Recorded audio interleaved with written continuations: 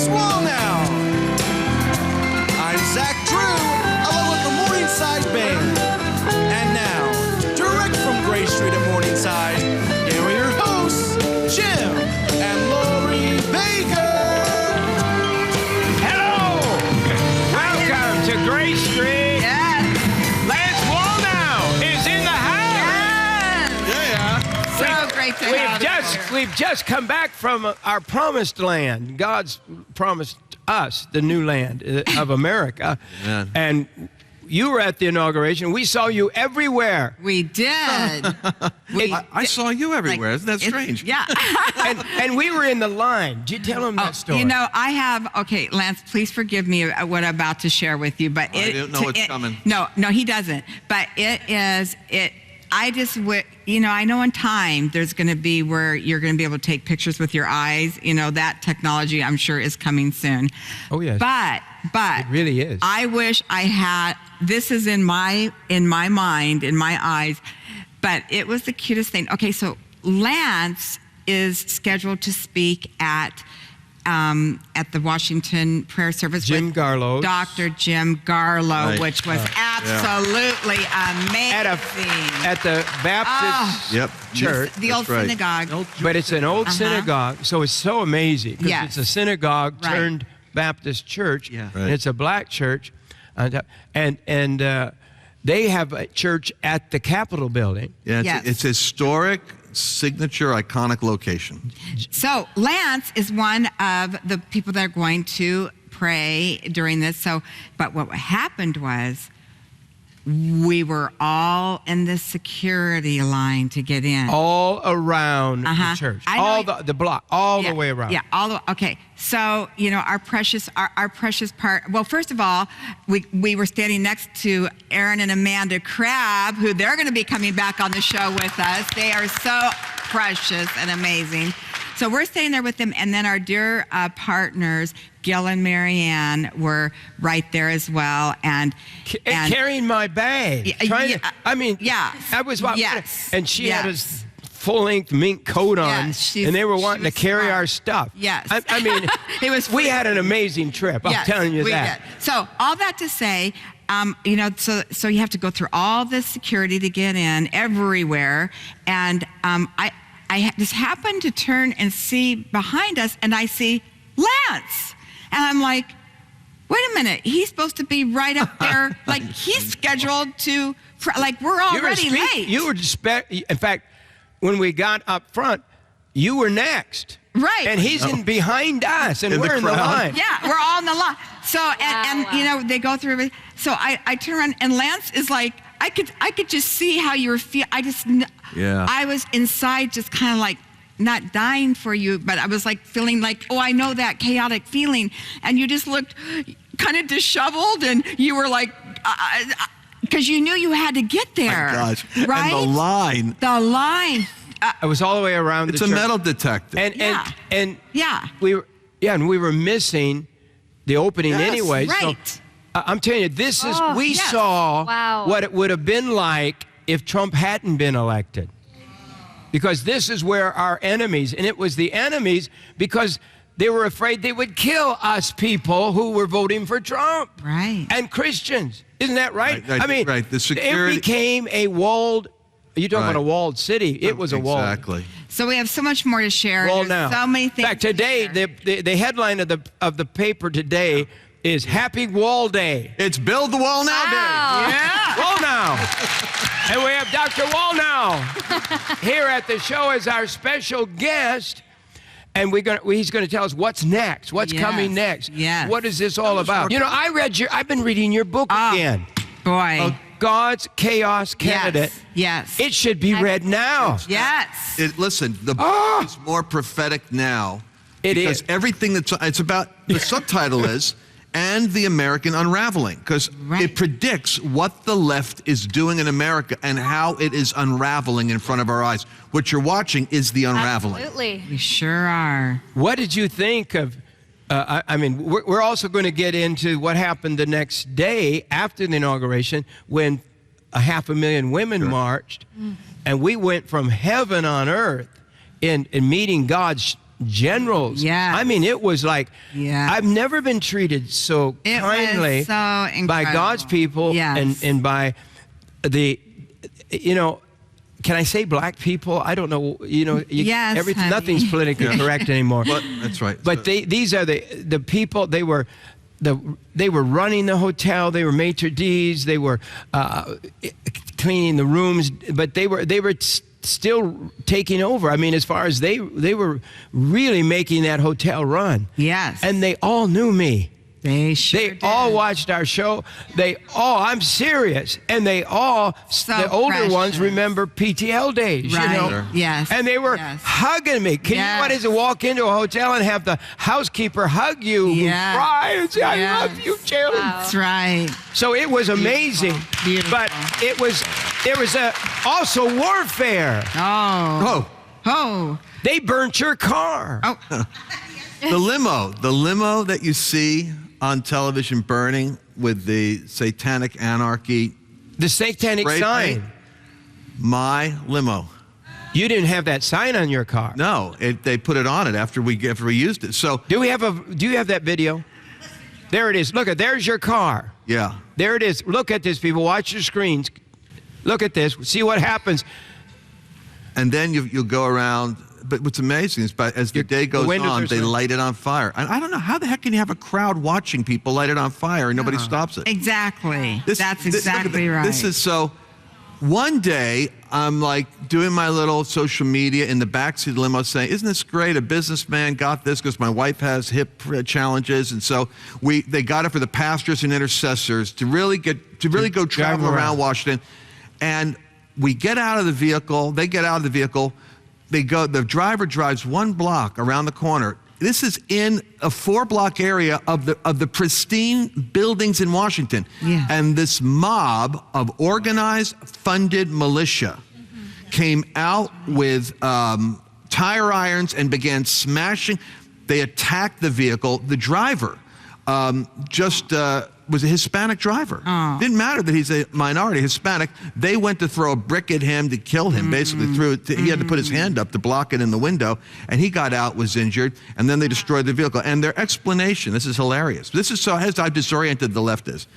Their rationale was they were attacking corporate greed. What they didn't know was a Muslim immigrant owns the limo. And a Hispanic driver is just trying to make a living. This is how the left. This is like your brain on drugs. Right. Exactly. That's right. It's right on. There's no logic. The hatred that we went to the inauguration. I mean, I cried. I laughed. Yeah. When Trump came walking down the stairs and Mrs. Trump, and the whole family, I cried. Okay. Because it was like the fulfillment of what God had spoken to me had to happen to save America. And I'm standing there watching it happen.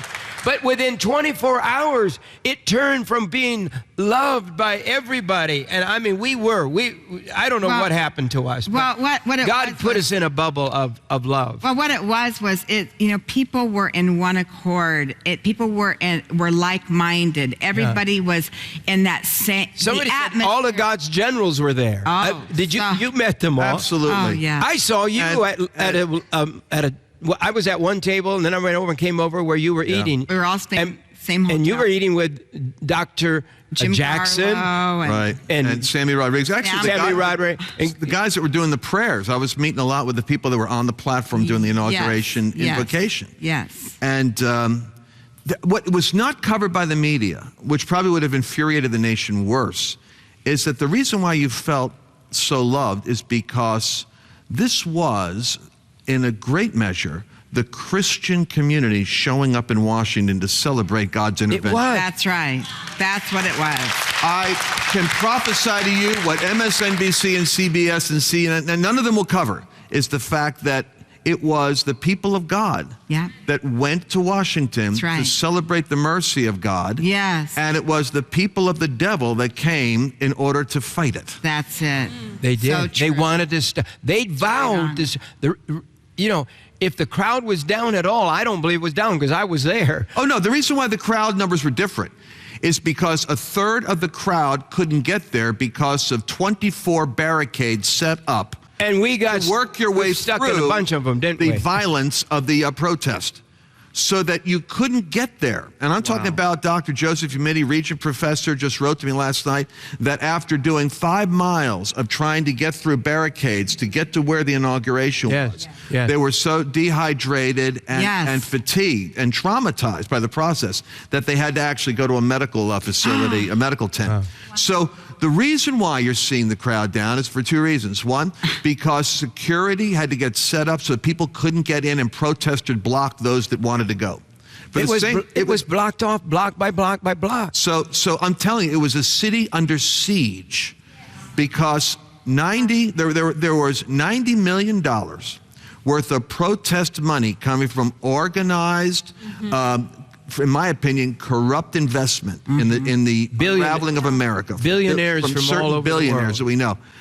And 50 organizations working arm in arm. That wasn't a grassroots movement. You don't get Madonna and Cher and what's her name to fly out there out of the goodness of their pocketbook. These are funded machines that are organizing a year in advance. By the way, the destruction that took place the day before that torched my limo, actually they had a website for organizing, a spokesman that spoke for the group, and an attorney that was sent to go with the protesters who made sure he got arrested right alongside of them, 230 of them, destroying property, doing acts of violence. Their goal was to commit enough violence to disrupt the inauguration, and they disrupted the parade so that the parade, which normally is one consistent motion, had to stop and go because they form human chains. This is the spirit of rebellion and witchcraft. Yes, it is. That mobilizes, and what we'll talk about today is our job isn't done, because our job actually just begun. Yes. We have to mobilize as a community of believers to the same degree and extent the anarchists mobilize. That's and we have to meet darkness with light and lies with truth and error with freedom. So good. So right. You know, we saw here on the screen your car that they had rented for you to use and to get around, burning in flames. Madonna said she wished the White House was burning in flames. In fact, she said she would have liked to have set it on fire. Yes, I have thought an awful lot about blowing up the White House. Right. And yet, she's heralded as a star. Sure. And people, there's warfare. It's not over. It's warfare. And I'll tell you what, I believe it's time for the church to keep standing up. Yeah. We stood up and voted. Yeah. But being there, it was like nothing I've ever seen. It was like, in many ways, it's similar to Jerusalem, if you go to Jerusalem. Yes. Yeah. Because in certain places, you can go to the Garden Tomb or go to Gethsemane, and you feel the sweet winds. It says angels brushing past you. Yes. And the anointing comes, and there's a calm and a sweetness in the air. And then just a block later, you feel the shudder of realization that there's anger and hatred, and there's frankly, there's Muslim hostility towards you, and eyes are looking at you, and through those eyes you see terror. And yet another one. So in Washington, I think I experienced the collision of kingdoms that is producing the chaos of. So the next book I'm going to do is God's Chaos Candidate is prophetically saying right now what's happening. But I'm going to do one and come back with you, and I won't launch it anywhere else. I'll do it here. It'll be God's Chaos President. What an honor. God's Chaos President. Because now the Lord's showing me. He showed me. I was like one of 3 people USA Today said predicted this in 2015.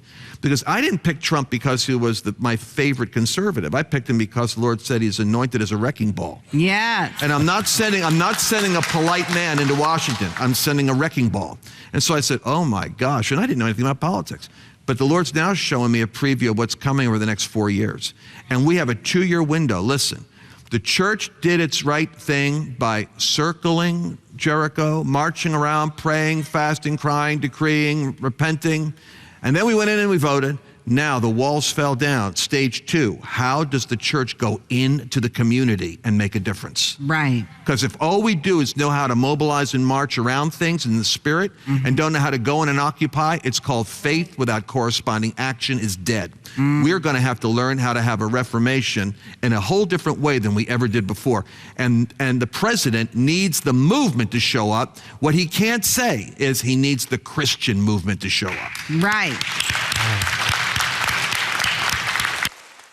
We will be right back after this special message.